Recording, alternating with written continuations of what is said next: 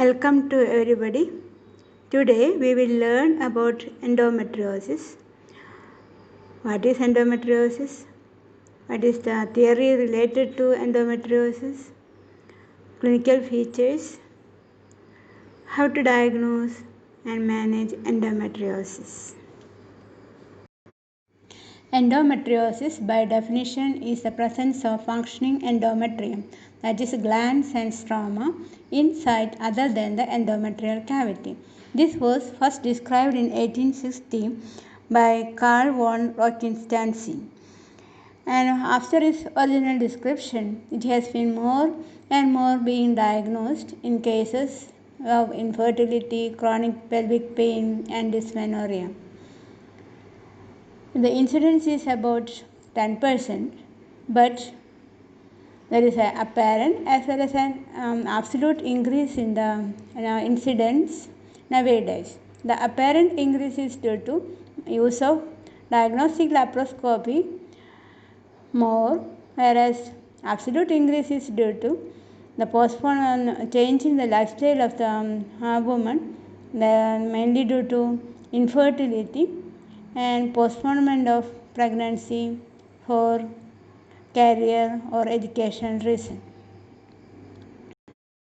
Ectopic presence of endometrium, stroma and glands can occur in the uterus itself, mainly in the myometrium. Then it is called endometriosis interna or adenomyosis. Most commonly, it occurs outside the uterus and mainly in the pelvis. Then it is called endometriosis externa. When we say simply endometriosis, we mean endometriosis externa, that is, presence of endometrial tissue, glands and stroma outside the uterus. Endometriosis is essentially a benign disease, but it may show features of malignancy like local infiltration and spread to distant sites. It doesn't have any relation to the severity of the symptoms of the disease, doesn't show any relation to the severity. In extensive endometriosis, the patient may be totally asymptomatic, whereas a woman having mild disease may show severe symptoms. The endometrial glands are dependent on cyclical ovarian hormone for its growth, and if the hormones are given cyclically, that will proliferate the growth of this gland, whereas the same hormones are given continuously will cause atrophy of the glands. In general, endometriosis is considered as an aggressive, progressive and invasive disease. Majority of the women, that is about 40 to 60%, the disease may progress, whereas in a few it may be static and there is natural remission also. In cases of pregnancy or in menopause, it can have a natural remission. But the problem is we may not be able to say, or there are no mechanisms to predict which woman will progress, in which woman it will regress or remain static. Endometriosis can be abdominal, extra-abdominal, or can occur at remote sites.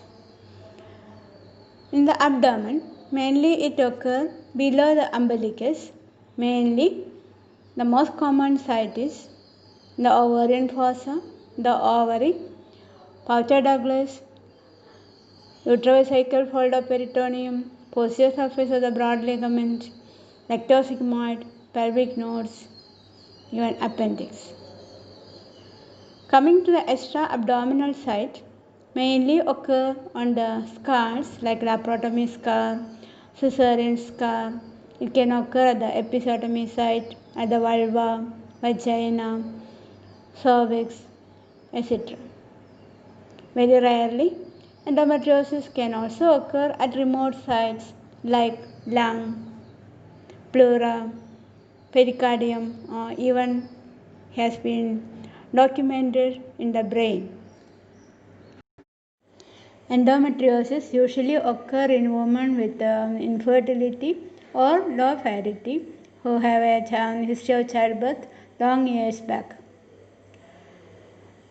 Another factor which is most commonly seen is where there is a delay in childbearing due to various reasons, and when there is a family history of endometriosis in the mother or sister, there is a 7% chance of inheriting the disease in the first degree relative.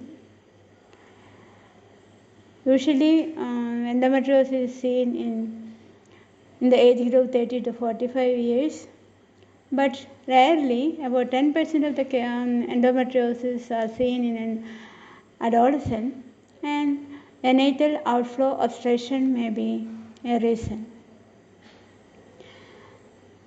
It is the environment pollutants and toxins like dioxin may also play as a risk factor for development of endometriosis. And in some moment, there may be abnormalities in the peritoneal fluid, like increase in the macrophages which secrete various cytokines and growth factors, will also aid in the development of endometriosis. Multiparity and oral contraceptive always lower the risk to develop endometriosis. Etiopathogenesis of endometriosis not well known. There are different theories put forward to explain the genesis of endometriosis. Of this, the most common and well accepted is the retrograde menstruation theory put forward by Sampson in 1927. According to him, during menstruation, blood flows retrogradely into the pelvic cavity and gets implanted there, and it grows under the influence of the ovarian hormones. And the occurrence of pelvic endometriosis can be explained by this theory because it occurs usually in the dependent parts, the ovarian fossa, in the Poucher Douglas, called uvifold peritoneum, in the peritoneum of the broad ligament. All these sites can be explained by the occurrence of retrograde menstruation. Another theory put forward is by the Mayer and Ivanov, called the coelomic metaplasia theory. Here they say that the coelomic epithelium is have a TOTI or a pluripotent epithelium. So chronic irritation by the blood due to retrograde menstruation can induce metaplasia of the peritoneum causing endometriosis. The deep-seated endometriosis can be explained by this theory. Another theory is direct implantation theory. According to this theory, during any surgical procedures, the endometrium gets implanted at various sites, like a scar of the LSES, laparotomy scar, and this can be later grow to produce endometriosis. The occurrence of scar endometriosis in the laparotomy scar and in the cervix, in the vagina, all this can be explained by this theory. And scar endometriosis is more common in classical cesarean section, in even cases where there is a myomectomy entering the endometrial cavity, hysterectomy, all this can explain then increase the chance of scar endometriosis and can be explained by the direct implantation theory. Halban in 1925 has put forward the lymphatic and vascular theory. They say the endometrial tissue from the endometrial cavity through the lymphatics can spread to the pelvic lymph nodes and other sites, and also The vascular embolism can explain the occurrence of endometriosis at distant sites like pleura, pericardium, brain, etc. Proponents of genetic and immunological theory, they say that in the peritoneal fluid of women with endometriosis, there are large macrophages which secrete various cytokines like interleukin 1, interleukin 6, interleukin 8, and various growth factors like PGDF, tumor growth factor beta, and vascular endothelial growth factor, etc., which will propagate the growth of the tissue.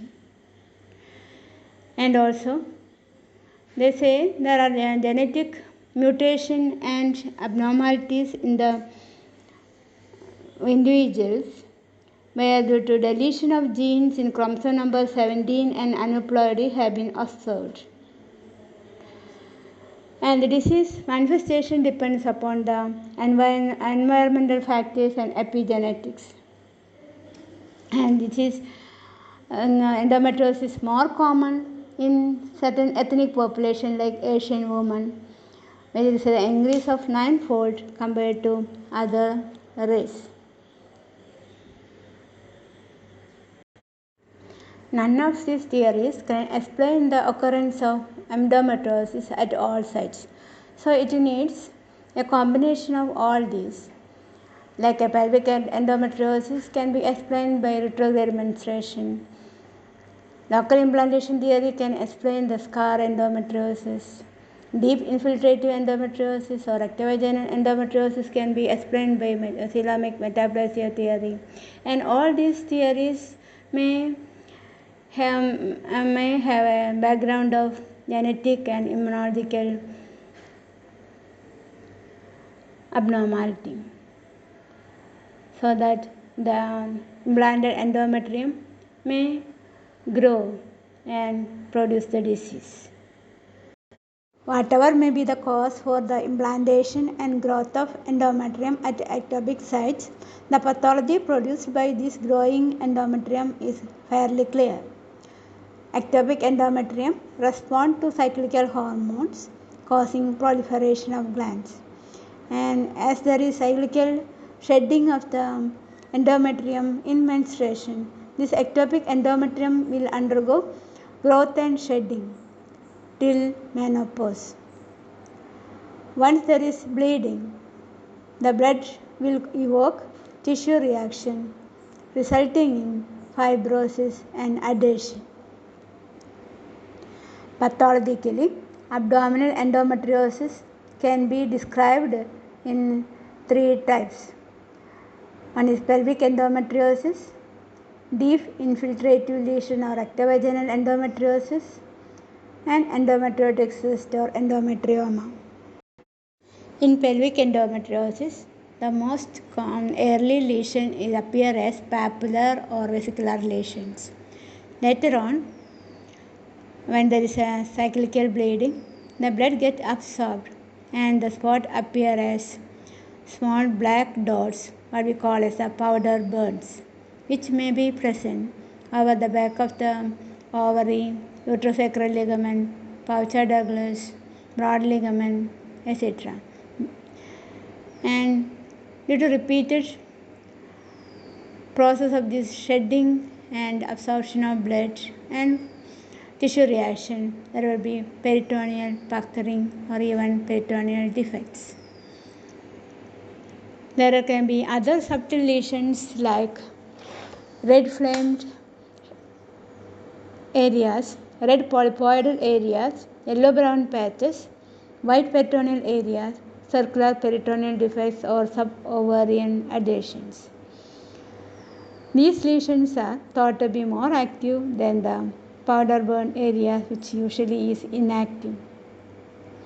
And in pelvic endometriosis, most of the time the tube may be remaining patent. Ovary is the most common site of endometriosis, often involved bilaterally. It starts as an implant over the surface which invade the ovarian stroma And cyst formation occur over time due to periodic shedding and bleeding from the implant. To the naked eye, it appears as a thickened tunica albuginea with a bluish tinge. On rupturing the cyst, thick chocolate colored material come out, hence commonly called as chocolate cyst.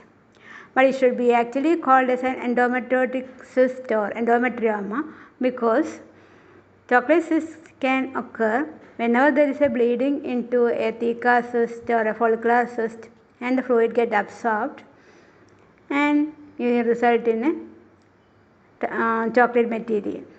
So chocolate cyst is not specific to endometriosis. So that occur in endometriosis should ideally be called as an endometrioma or endometrial cyst.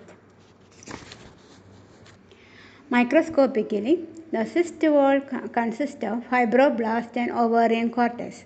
Cyst lining may be columnar or due to pressure effect even cuboidal or containing granulation tissue. Very rarely we can see endometrial tissue or glandular endometrial glands visible as a cyst lining.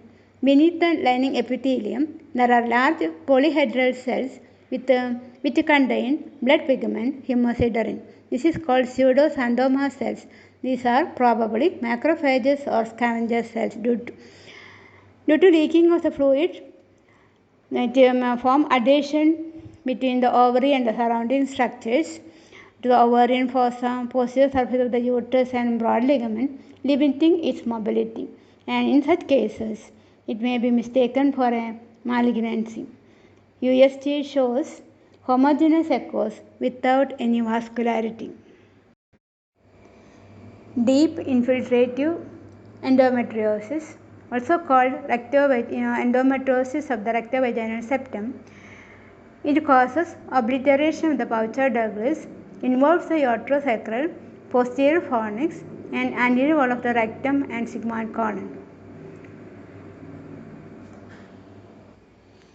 It may be resulting from metaplasia of the embryologically derived Mullerian tissue in these areas. Rectovaginal endometriosis contains more fibrous tissue than glandular tissue with a flame-like appearance. Laparoscopically, it is seen as a yellowish-white appearance with small hemorrhagic areas and dense fibrotic adhesions.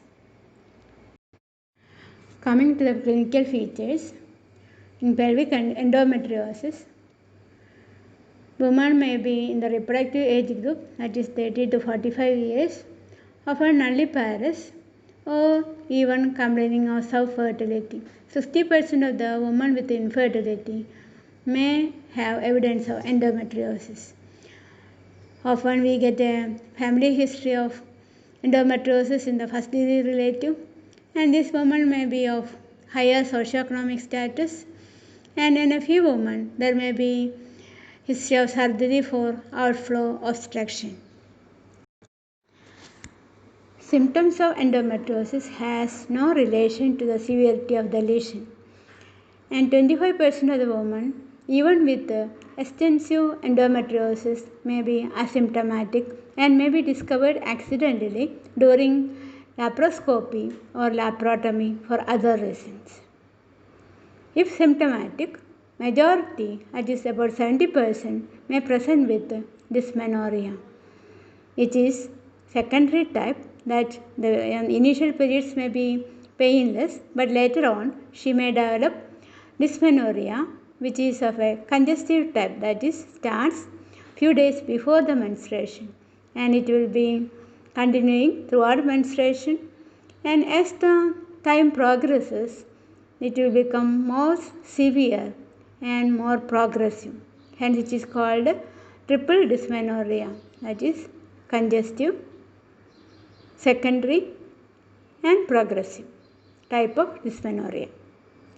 15 to 20% women may present with abnormal uterine bleeding. Of the different types of abnormal uterine bleeding, most common is menorrhagia or heavy menstrual bleeding.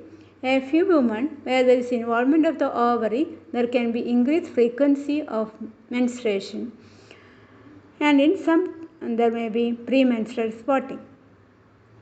Of course, majority of these women may complain of infertility, and the reason for infertility may be various reasons, like there can be anovulation, luteal phase defect, the luteinization of the unruptured follicle, hyperprolactinemia, there can be hyperplasia or non-receptivity of the endometrium preventing implantation, or it may be due to absent macrophages in the peritoneal fluid causing destruction or scavenging of the sperm, or it may be failure of the tube to catch up the ovum due to adhesion. All these may cause infertility. 20 to 40% of the women may suffer from deep dyspareunia. This usually occurs when there is a fixed retroverted uterus due to adhesion, or there may be endometriosis of the Poucher-Douglas. As the disease progresses, the woman may be experiencing pain throughout the day or most of the days in a cycle, not only during the menstruation. And this pain may be felt in the pelvis or low back or in the lower abdomen. Sometimes this pain may be due to release of excessive prostaglandin or irritation of the nerve ending, or due to stretching of the endometriotic nodules due to bleeding. And sometimes they may present with acute abdomen. This may be due to rupture of the chocolate cyst, and this has to be differentiated from other acute abdominal conditions like ruptured ectopic or acute appendicitis. Other symptoms depends on the organ's involvement. When there is involvement of the bladder or ureter, there can be frequency of micturition, dysuria, or even cyclical hematuria during menstruation. And involvement of the ureter due to direct involvement or due to kinking due to adhesion may result in hydronephrosis or renal infection. Involvement of the sigmoid colon or rectum may present as painful defecation. There can be melena. There can be associated with diarrhea, bleeding per rectum, which may be cyclical. There can be abdominal pain, and these features may be mistaken for a carcinoma rectum. When there is involvement of the lungs, there can be catamenial, chest pain, cyclical hemoptysis may be present, or sometimes even hemothorax may be there. Scar endometriosis may present with recurrent painful swelling at the scar site, which may increase in size and become tender during menstruation. And the patient may also complain of chronic fatigue, maybe due to recurrent pain. And in severe cases, her symptom may be so disabling, she may be avoiding social functions because of pain and dyspareunia, so she may not be having any social life, and she may be considered as a social cripple. I have already mentioned that the symptoms of endometriosis has no relation to the extent of the lesion. Symptom may be more depending upon the depth of lesion. Fresh and active lesion may be more symptomatic, and the symptom may be related to the site of lesion. The pain doesn't have any relation to the severity of lesion. For severe lesion may be painless, and mild lesion may be having severe pain. Likewise, sometimes there may be absence of symptom. Signs also may be minimum or no signs in some cases. But if there are Certain signs can be elicited during abdominal examination and pelvic examination. There may be a palpable, tender mass arising from the pelvis with a restricted mobility. Perspecal examination may show bluish spot in the posterior fornix. Vaginal examination, which suggestive of endometriosis, are there can be the uterus may be retroverted and fixed in the Paucher Douglas, which may be tender, and with there may be nodule in the Paucher Douglas, which may be tender. There may be nodularity of the uterosacral ligament. Unilateral or bilateral adnexal masses may be palpable. And rectal examination or the rectovaginal examination may reveal the nodularity of the uterosacral and the nodule deposit in the Paucher Douglas more clearly. And sometimes all these examinations may be absolutely normal. Diagnosis of endometriosis is mainly the clinical symptoms and signs which I have already described. Ultrasonography may be helpful in diagnosing endometrioma, which may appear as homogeneous echogenicity without any vascularity. MRI may be more helpful, which may show as hyperintensity on T1 weighted images and hypointensity on T2 weighted images. Sensitivity and specificity of MRI is 91 to 95%, and it will help in better resolution of soft tissue interfaces. And MRI is better to diagnose deep-seated endometriosis and infiltrating endometriosis. Compared to ultrasound, CT is more better, but it is less sensitive than a MRI. Serum markers CA-125 may be elevated in patients with endometriosis, but it is not specific, as it can be elevated in epithelial ovarian carcinoma and other carcinomas, and even in other benign conditions, but it can be used for follow-up and to know the recurrence. Other serum marker is monocytic chemostatic protein 1, which is present in the peritoneal fluid of woman with endometriosis. Glycodelin is our placental protein 14 is another serum marker which is elevated in endometriosis. But these two are not specific for endometriosis and are not used routinely. Cystoscopy and sigmoidoscopy, colonoscopy, etc. may be used when these organs are suspected to be involved.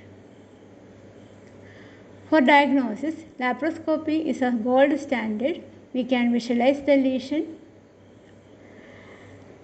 the extent of lesion, the adhesions. We can stage the disease, can take a biopsy for confirmation of the lesion, and we can treat the endometriosis at the same time. These are the use of laparoscopy for endometriosis. Endometriosis presenting as a pelvic mass should be differentiated from chronic PID, fibroid uterus, and benign and malignant ovarian tumor. In chronic PID, the presentation, the clinical symptoms, signs, everything may be almost similar to endometriosis, and the differentiation may be difficult. Laparoscopy or laparotomy may be helpful to differentiate. In fibroids, the mass may be mobile and non-tender, which is a differentiating feature. Endometrioma or endometriotic cyst, when it is asymptomatic, may be mistaken for a benign ovarian cyst. If symptomatic and adherent, it may be mistaken for a malignant ovarian tumor. In rectosigmoid endometriosis has to be differentiated from carcinoma rectum, and a sigmoidoscopy may help in differentiating the two. In endometriosis, the mucosa will be usually free. A ruptured chocolate cyst presenting as acute abdomen should be differentiated from ruptured ectopic and acute appendicitis. If laparoscopy is done in endometriosis, it is mandatory to stage the disease to know the extent of the disease. The most common staging system is that adopted by the American Fertility Society revised classification of endometriosis. In this staging system, different findings are looked for. Most important finding that look for endometriotic deposit over the peritoneum and over the ovary, its size, whether it is superficial or deep, and score is given for the right and left ovary separately. Other finding to be noted is the presence of adhesion, which involve the ovary and the fallopian tube, and whether it is flimsy adhesion or a deep adhesion or not. The Paucher Douglas also noted for its obliteration, whether it is partial or complete. Endometriotic lesions are also staged according to its size. If the size is less than 1 centimeter, the score is 1. If it is between 1 to 3 centimeter, it is 2, and more than 3 centimeter, score is 4. For deep, it is correspondingly 2, 4 and 6. In the case of peritoneum. So for each there is a scoring, and at the end of the staging all these are added up and the stage is determined. In stage 1, or it is also called minimal endometriosis, when the score is 1 to 5. Stage 2, mild, the score is 6 to 15. Stage 3, moderate, 16, if the score is between 60 and 40, and if it is more than 40, the stage is 4. The details of the scoring system you can see in the table shown. Staging can be used to predict prognosis, to choose the therapy, and to evaluate the treatment protocol. This staging has limitation because for staging, laparoscopy or laparotomy has to be done. There can be inter-observer or intra-observer variation. There is no correlation between the extent of the disease and degree of symptoms. And the staging cannot be correlated with the fertility outcome. Coming to the management of endometriosis, all of you know prevention is better than cure. So how is it possible to prevent endometriosis? Maybe in some instances it may be preventable. Like in women who have a family history of endometriosis, tell them not to delay conception and to complete the family early, which will prevent the development of endometriosis. In adolescents, or who doesn't want to conceive immediately, advice of low dose oral contraceptive pill, especially 3 monthly pills, which will reduce the menstrual bleeding and reduce the number of cycles to 3 or 4 per year, can be advised. Scar endometriosis can be prevented by avoiding classical section or hysterectomy as far as possible. Also, avoid procedures like pelvic examination, tubal testing, hysterosalpingogram, etc., or any procedures on the genital tract should be avoided during or immediately before menstruation. Any surgery on the genital tract should be done post-menstrual, which will reduce the incidence of endometriosis. Coming to curative treatment, the objective of curative treatment is to minimize the symptoms, improve the fertility, and prevent recurrence. And the treatment options available in pelvic endometriosis are expectant management, can be medical therapy, surgery, which can be conservative or definitive surgery, or you can combine medical therapy and surgery. The treatment modality is determined by the age of the patient, location of the disease, size and extent of the lesion, desire for fertility, and severity of symptoms. Of course, if she has already treated, result of previous therapy.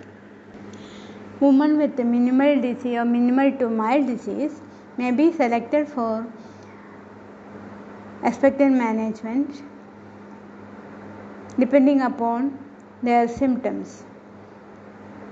They can be treated with non-inflammatory, non-steroidal anti-inflammatory drugs or prostaglandin synthetase inhibiting drugs to relieve pain. Ibuprofen or mefenamic acid also can be given, which will relieve pain.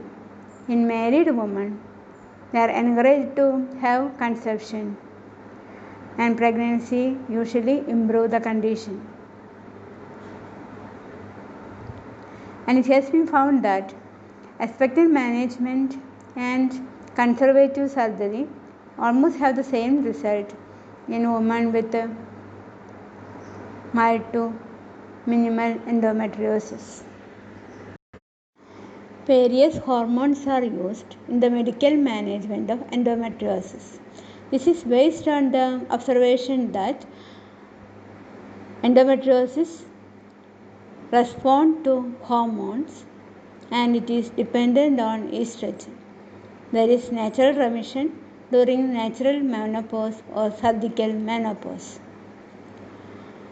And in treatment with the hormones, we give or try to achieve a pseudo pregnancy state by giving progestogens or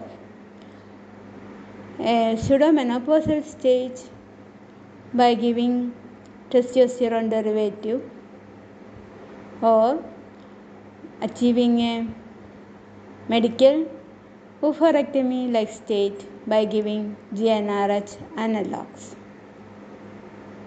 So we will come to one by one different types of drug used and the advantage and disadvantage of each.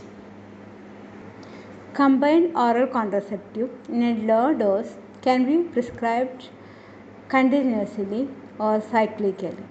It will reduce the symptoms and if given continuously may produce amenorrhea and it will relieve the symptoms like dysmenorrhea in 80% of the women. And it acts by causing atrophy of the endometrium. Low dose OC is preferable to women who want to postpone conception and who have only mild or minimal endometriosis. Progestogens cause residualization and atrophy of the endometrium. There are different types of progestogens available. Most commonly used is oral medroxyprogestogen 20 to 40 mg daily, or 150 to 200 mg of depot medroxyprogesterone can be used in monthly interval, or you can use intrauterine device which will release levonorgestrel about 20 microgram, and it can be effective for about 5 years. All these cause the atrophy of the endometrium or act just like a pseudo pregnancy stage. The advantage of progestogens are it is fairly effective, is cheap compared to other drugs like danazol or GnRH, and the side effects are less. But the problem is the amenorrhea produced with progestogens may long last, even continue after the cessation of therapy. So it may not be suitable for women who want to conceive. Dynogest is a very effective drug. It is a 19-nor testosterone derivative. It is a selective progesterone that causes anovulation. It also causes anti-proliferative effect on the endometrial cells, and it inhibits cytokine secretion. It also decreases the nerve fiber density in the endometriosis to relieve pain. Given 2 mg per day orally, and it is found to be as effective as GnRH agonist. Danazol is another testosterone, not testosterone derivative, can be given at a dose of 400 to 600 mg daily, and it should be started on the 5th day of menstruation. It will produce amenorrhea, but occasional ovulation may occur, and the patient should be advised to use barrier method of contraception to prevent virilization of a female conceptus. And it is found to be effective in about 80% of the cases, but the recurrence rate is also high, about 15 to 30%. The main side effect is the menopausal symptoms like hot flashes, dryness of the vagina, and other dyspareunia, and the cost of the drug. Gestrinone is another drug which has the same mechanism of action like that of a danazol, but the side effects are less than danazol, and the administration is only twice in a week, hence more advantageous than danazol. GnRH analogs and antagonists can be used,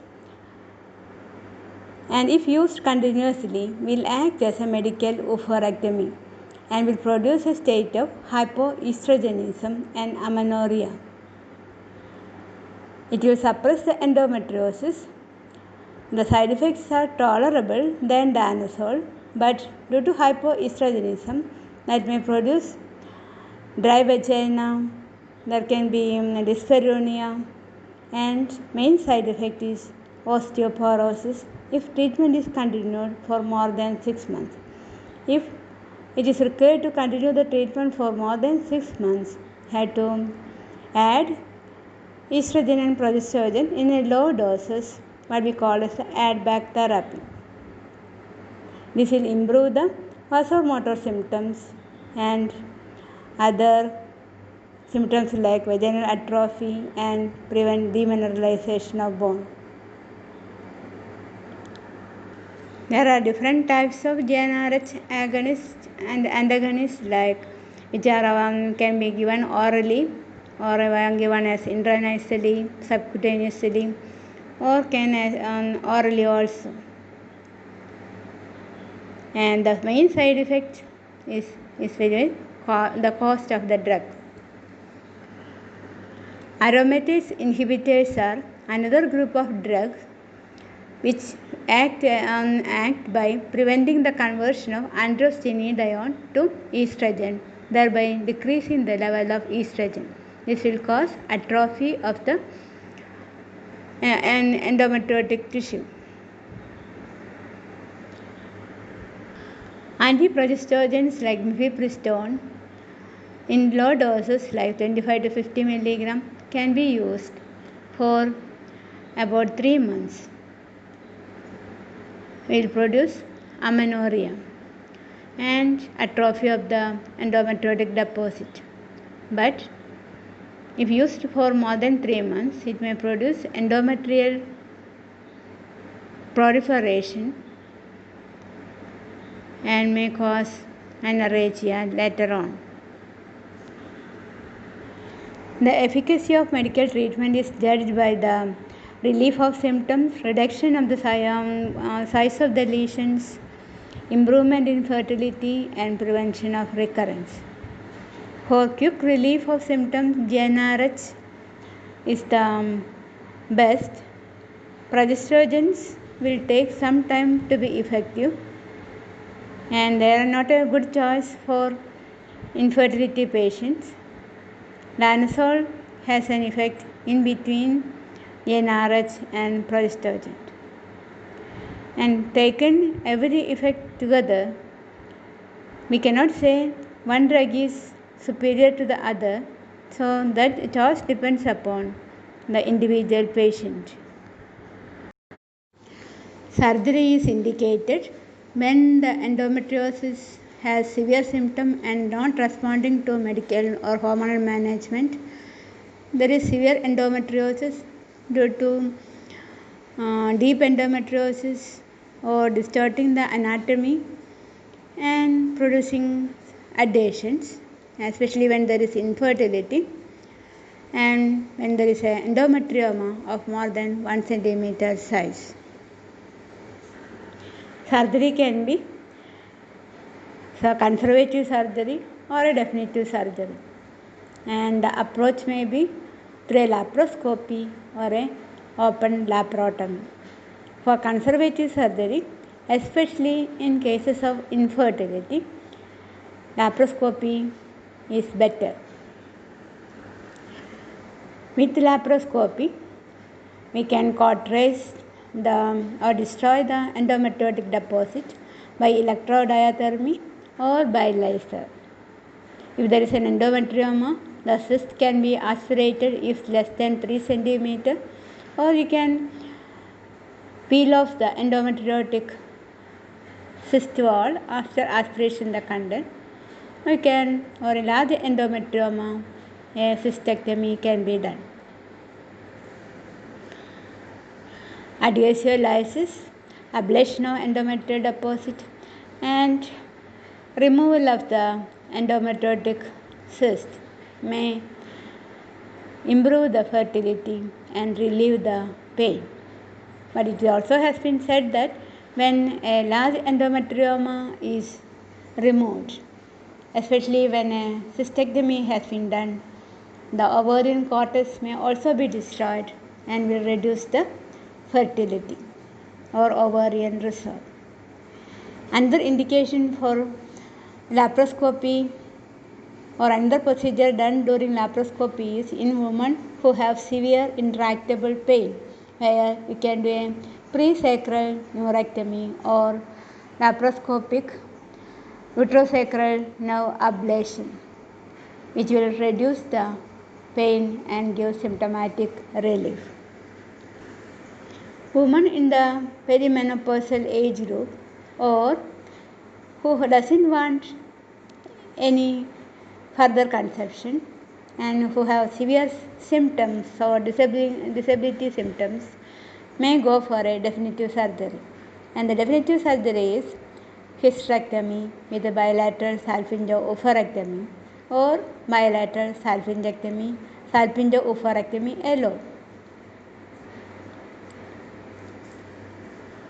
Definitive surgery can also be done to an open laparotomy, or if the expertise is there, you can opt for a laparoscopic hysterectomy. It may also be in deep infiltrative endometriosis or involvement of the rectovaginal septum. Even other surgeries may be combined, like resection of the affected part of the ureter and anastomosis, or even bowel resection may be necessary sometime, depending upon the presence of endometriosis in these structures. After definitive surgery, improvement is seen in almost 91% of the cases. In some cases, it may be necessary to combine hormonal therapy with the surgery, especially in cases where there is a severe type of endometriosis. It can be given pre-operatively for 3 months, where we usually give GnRH, which will reduce the size of the lesion, and it is easy to get the plane of cleavage if there is a adhesion. Hormone therapy may also be necessary after surgery in cases where it is not able to remove all the endometriotic deposits during surgery, and in this case we had to give hormone treatment for 3 to 6 months. So far we have discussed the management of endometriosis in general. We will just discuss certain special situations, like women having endometriosis presenting with infertility. We have already discussed the causes of infertility in endometriosis. It may be due to ovarian causes like anovulation, luteal phase defect, or luteinization of an unruptured follicle, or inability of the tube to catch up the ovum when it is entrapped in adhesion, or there can be abnormality in the peritoneal fluid, which may contain macrophages or prostaglandins, which will adversely affect the spermatozoa ova, and the endometrium may also be not receptive for implantation and result in implantation failure. So all these are causes for infertility in endometriosis. So in endometriosis with the infertility, the medical treatment, maybe the hormonal treatment, is not preferable because that will prevent conception. And in mild to moderate endometriosis, and when the endometrioma is small, we can go for a ovulation induction followed by intrauterine insemination for 3 to 4 cycles. Or in moderate to severe endometriosis, a laparoscopic adhesiolysis, endometriotic deposit ablation, endometrioma aspiration or removal can be done, followed by controlled ovarian stimulation and intrauterine insemination. Or in severe endometriosis, you can straight away go for a in vitro fertilization. In women, pain is a predominant symptom. We can try various treatments depending upon the severity. First choice is NSAID or prostaglandin synthase inhibitors, or you can give ibuprofen. Low dose oxy pill continuously may also relieve pain in women who doesn't want to conceive. In young girls where there is a obstruction to the genital tract, that should be corrected, which will prevent pain. In women who have intractable pain not responding to other drugs or analgesics, we can try for a laparoscopic uterine nerve ablation or a presacral neurectomy. In perimenopausal woman who doesn't want to conceive, Mirena is an option which will relieve dysmenorrhea and heavy menstrual bleeding.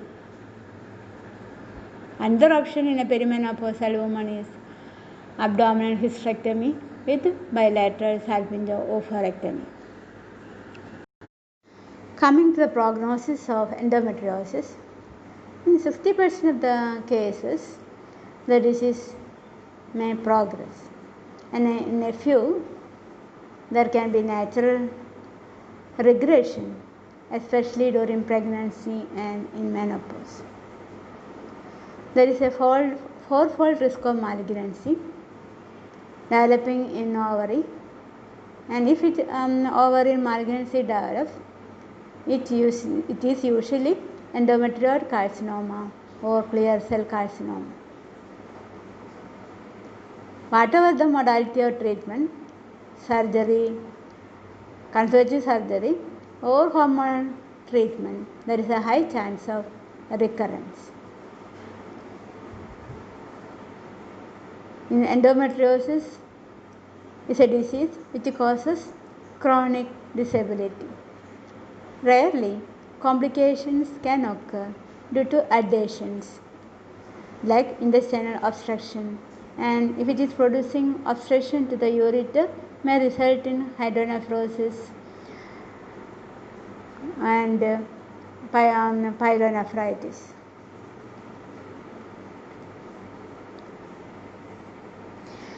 Rarely, endometrioma can rupture, presenting as an acute abdomen.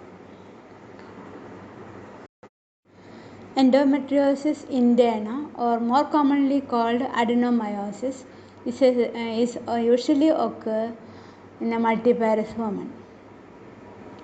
It may be asymptomatic, or if symptomatic, present with dysmenorrhea, which is a secondary, congestive and progressive type. She may also have heavy menstrual bleeding. On examination, the uterus may be enlarged. Usually it will be less than 14 weeks. And per speculum examination cervix may be normal. The uterus on bimanual examination will appear uniformly enlarged, mobile, tender to palpation. It should be differentiated from a fibroid, where the uterine enlargement may be irregular and usually non-tender. It can be confirmed by an ultrasound. Most often, adenomyosis, there can be associated conditions like uterine fibroid, pelvic endometriosis, endometrial carcinoma. Because all of these, the basic abnormality may be a hyperestrogenic condition. For confirmation of the diagnosis, imaging techniques are used. Either ultrasound or MRI can be used. MRI is more confirmatory than ultrasound. The ultrasonic findings usually we come across are asymmetrical thickening of the uterine wall. Myometrium may appear heterogeneous. There can be cystic spaces in the myometrium due to endometrial glands inside the myometrium. Endomyometrial junction may be thickened more than 12 millimeter. Sometimes there can be projections extending from the endometrium to the myometrium, looking like a sun-ray appearance. Rarely, the adenomyosis may be localized, what we call as adenomyoma. Here, it should be differentiated from a fibroid, and this adenomyoma may lack a definite capsule. This picture will show you the different appearance of ultrasound in adenomyosis. You can see the heterogeneous myometrium. You can see the thickened endomyometrial junction, the sun ray appearance, and the cystic spaces inside the myometrium. Macroscopically, the uterus may be uniformly enlarged, and on cut section, there can be localized nodular enlargement, or in diffuse endometriosis, there is diffuse striated non-capsulated involvement of the myometrium with the tiny dark hemorrhagic areas interspersed in between, giving a honeycomb appearance. Histologically, we can see islands of endometrial gland surrounded by stroma in the midst of myometrial tissue, and it should be present in at least 2 low power field beyond the endomyometrial junction, that is more than 2.5 mm beneath the basal endometrium.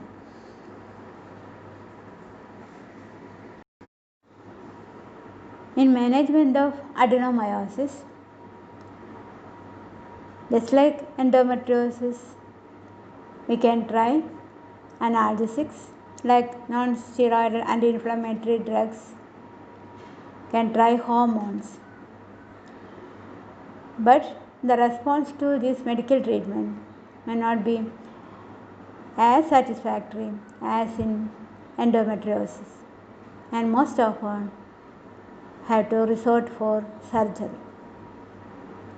The type of surgery depends on the age of the patient and whether she wants conservation of the uterus or not for fertility.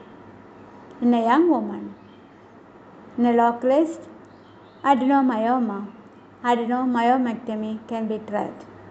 In generalized adenomyosis, Osada's triple flap procedure can be done.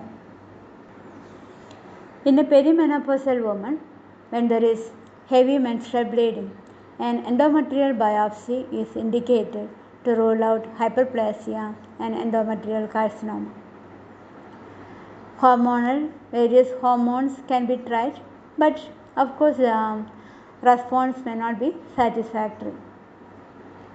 Another option is intrauterine device containing levonorgestrel or danazol. This will produce amenorrhea, hypomenorrhea, and relieve the dysmenorrhea. Another option is minimally invasive surgery like transcervical resection of the endometrium, which will relieve the menstrual abnormality and produce amenorrhea, and may be symptom free up to 2 years. Of course, a permanent cure may be obtained by undergoing a hysterectomy. The picture shows Osada's triple flap procedure, which is done in young women who want to conserve the uterus having diffuse adenomyosis. In this, the uterus is bisected from the fundus and until the endometrial cavity is reached, and the adenomyotic tissue is resected, excluding or keeping 5 to 6 mm of the myometrium from the serosa and about 4 to 5 mm of the myometrium from the endometrial layer. After resecting the whole adenomyotic tissue, the endometrial defect is closed and the uterine wall is closed by overlapping the two halves. And this procedure has been found to improve the symptoms, that is, it will relieve pain and dysmenorrhea, will reduce the heavy menstrual bleeding, and also seems to improve fertility. And the complication that can occur is the possibility of rupture uterus if the woman gets conceived. and needs an elective cesarean section. In summary, endometriosis is an enigmatic disease. It is essentially benign but behaves as malignancy. It undergoes proliferation with cyclical hormones, and continuous hormone therapy causes atrophy of the endometrial tissue.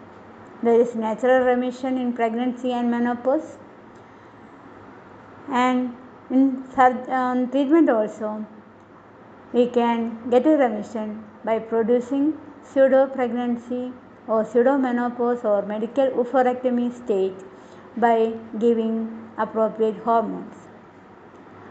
Conservative surgery or definitive surgery is an alternative if it is not responding to the hormonal therapy. Whatever the method of treatment, except in definitive surgery, there is a high chance of recurrence.